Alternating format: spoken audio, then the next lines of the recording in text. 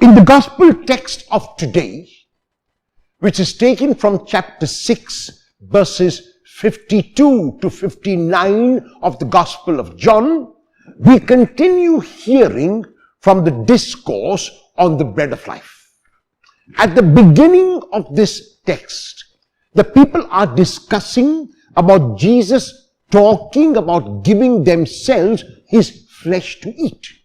And they wonder how this is possible. Their question is, how can this man give us his flesh to eat?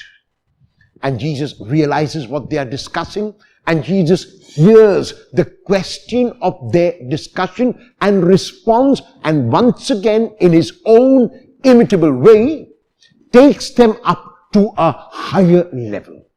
And this level is where he invites them to the Eucharist that was celebrated when he fed the 5,000. The Eucharist in which he gave thanks to the Father, and which he gave the bread not through his disciples, but gave the bread himself to the people so that they could be satisfied. In that gesture of giving the bread himself to the people, Jesus was also symbolizing the giving of himself.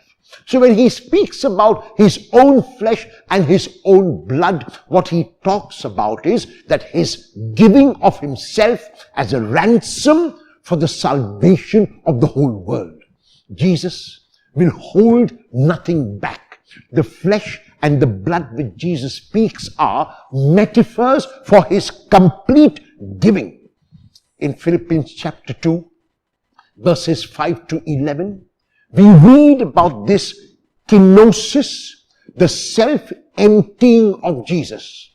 And in these verses, what is known as the Christological hymn in this letter of Paul, we are told that the Lord did not count equality with God as something to be grasped, but emptied himself, taking the form of a slave.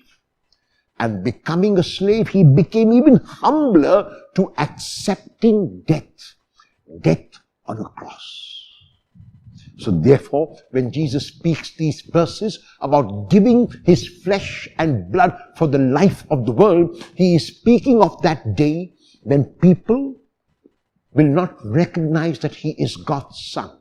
When people will not recognize that he has come for the salvation of the world, when people will misunderstand him, will ridicule him, will condemn him, and will crucify him. That is when he spreads his arms out in total surrender to God's will.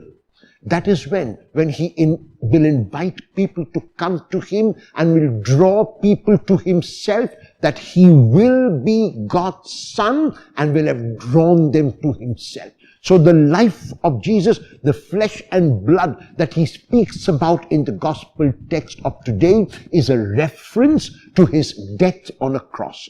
The death through which he will save every single person who wants to be saved.